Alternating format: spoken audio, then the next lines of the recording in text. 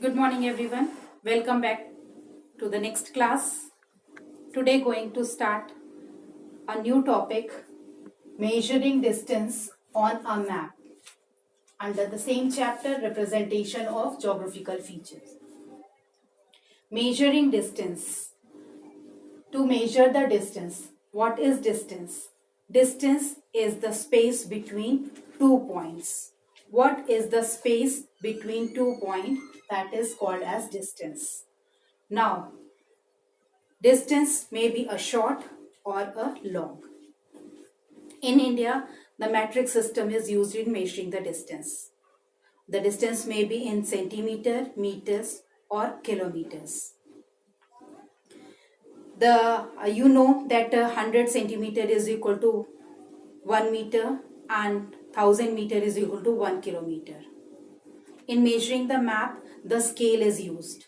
In previous class, I already explained that three different types of scales are there. The verbal scale, the representative friction and the linear scale. So the scale is the ratio of the map distance and the actual distance on the ground. Now to measure the distance, different methods are there. First one is measuring distance in a straight line or crow flies. A crow flies, it is a phrase. It is the shortest distance and we can measure that in a straight line. How we can measure that? Suppose this is your map and we have to measure a distance in a straight line from here to here. What is the distance of a straight line? So for this we can take a divider to put it on both the ends. First we will keep it on one end and at the other end. So by keeping both the legs of the divider, we will mark it after taking its distance on the map. We will keep it on a linear scale or we can make a point on the paper also. After that we put a scale on it and find that what is the distance.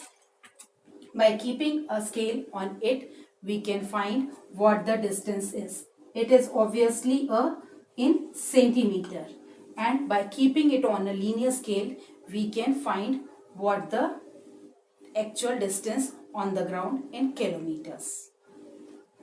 The next method is, or the next type of method of measuring the scale is to measure a distance of a curved road, river or canal. Straight line we can easily measure by keeping a scale, but if the distance is in a curved form, either of a river, of a road or a canal, how can we measure? So suppose again, if the distance is of the distance of a river is starting, a river is starting from, we have to measure the distance from here up to here. So what we will do, we will first take a thread like this, put a knot on it and keep this knot on one end of the figure of the curve line, and then start rotating in the same manner like this,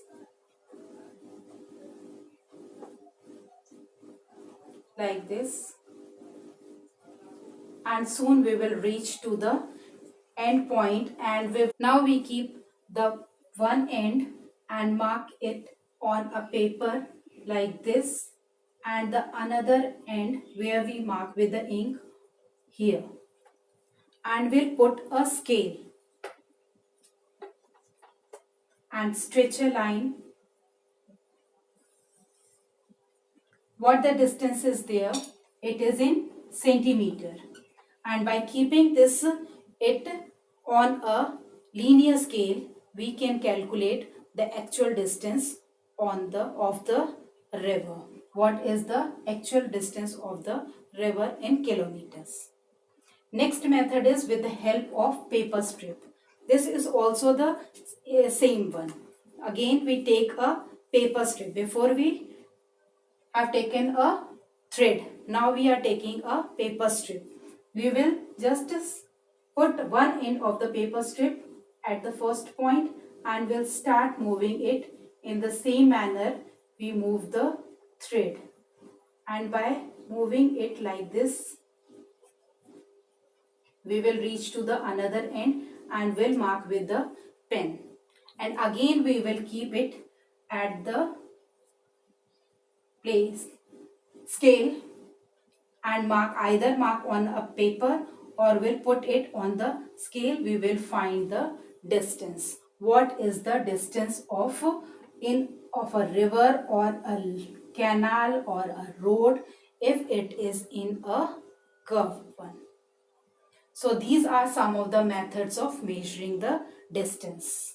Measuring distance in a straight line, measuring distance of a curved road either with the help of thread or with the help of paper strips. So we can easily find on with the help of map what is the distance on the ground. The next topic is conventional signs and symbols.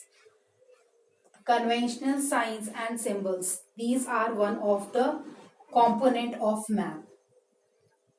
These are the conventional signs and symbols are used in map by which the map can be easily read. It is as it is not possible on the map to draw all the features that exist on the ground. Suppose a temple is there, a school is there, a building is there.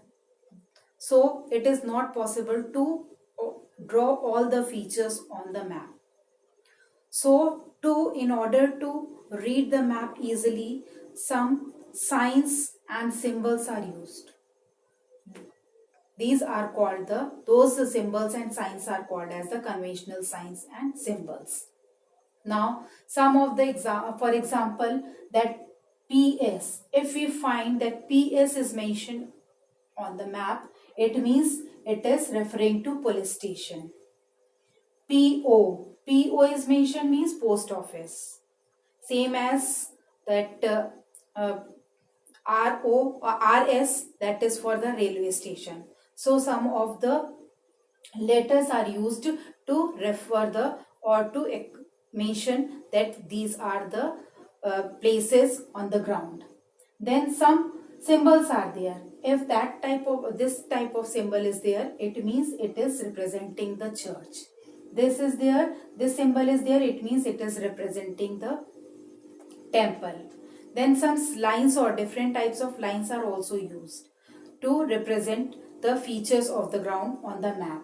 If the line is like this, it is showing the international boundary. Here and again means here the line is there in between a dot. In between two lines a dot is there. Here again in between two lines a dot is there that are representing the state boundaries. What is the difference in between there? Here the lines are close to the dot, whereas here the lines are little away from the dot. So as many more symbols than letters, lines as well as the color shades are used as a conventional signs and symbols to represent the features of the ground on the map.